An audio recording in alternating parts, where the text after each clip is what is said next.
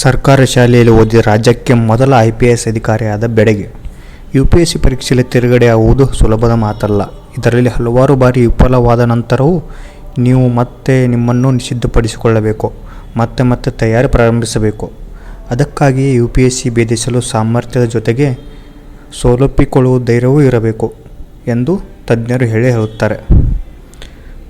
ಕಠಿಣ ಪರಿಶ್ರಮದ ಮೂಲಕ IPS ಆಗುವ ಪಯಣವನ್ನು ಸಾಧಿಸಿದ ಅಂತಹ ಧೈರ್ಯಶಾಲಿ ಮಹಿಳಾ ಅಧಿಕಾರಿಯ ಕಥೆಯನ್ನು ನಾವು ನಿಮಗೆ ಹೇಳಲಿದ್ದೇವೆ. ಅವರ ಶೌರ್ಯದ ಕಥೆಗಳು ಇಂದು ದೇಶಾದ್ಯಂತ ಪ್ರಸಿದ್ಧವಾಗಿವೆ. ಅವರ ಧೈರ್ಯದ ಪಯಣ ಇಲ್ಲಿದೆ ನೋಡಿ. ಇವರು ಛತ್ತೀಸ್ಗಢ ಕೇಡರ್ನ 2018 ಬ್ಯಾಚಿನ IPS ಅಧಿಕಾರಿ. ಇವರ ಹೆಸರು ಅಂಕಿತಾ ಶರ್ಮಾ. ಅಂಕಿತಾ ಛತ್ತೀಸ್ಗಢದ ದುರ್ಗ್ ಜಿಲ್ಲೆಯ ನಿವಾಸಿ.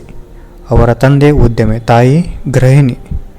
ಅಂಕಿತಾ ಶರ್ಮಾ ತಮ್ಮ ಆರಂಭಿಕ ಶಿಕ್ಷಣವನ್ನು ಸರ್ಕಾರಿ ಶಾಲೆಯಲ್ಲಿ ಮಾಡಿದ್ದಾರೆ. ಪದವಿ ಮುಗಿದ ನಂತರ MBA ಮಾಡಿದರು. ಇದರ ನಂತರ ಅವರಿಗೆ ನಾಗರಿಕ ಸೇವೆಗಳಿಗೆ ತಯಾರಿ ಆರಂಭಿಸಿದರು. ಸಾಮಾನ್ಯ ಆಕಾಂಕ್ಷಿಗಳಂತೆ ಪರೀಕ್ಷೆ ತಯಾರಿ ಮಾಡಲು ಅಂಕಿತಾ ದೆಹಲಿಗೆ ಹೋದರು. ಆದರೆ ಅಲ್ಲಿ ಅವರಿಗೆ ಹೊಂದಾಣಿಕೆ ಆಗಲಿಲ್ಲ. 6 ತಿಂಗಳೊಳಗೆ ದೆಹಲಿಯನ್ನು ತೊರೆದು ತನ್ನ ಮನೆಗೆ ಹಿಂದಿರುಗಿದರು. ಮನೆಯಲ್ಲಿದ್ದುಕೊಂಡೇ ಪರೀಕ್ಷೆಗೆ ತಯಾರಿ ಮಾಡಲು ನಿರ್ಧರಿಸಿದಳು. UPSC ಪರೀಕ್ಷೆಗೆ ಅವರ ಪಯಣ ಸುಲಭವಾಗಿರಲಿಲ್ಲ. ಅವರು ತಮ್ಮ ಮೊದಲ ಪ್ರಯತ್ನದಲ್ಲೇ ಪ್ರಿಲಿಮ್ಸನ್ನು ಪಾಸ್ ಮಾಡಿದರು. ಆದರೆ ಮೇನ್ಸ್ ಪರೀಕ್ಷೆಯಲ್ಲಿ ವಿಫಲವಾದರು.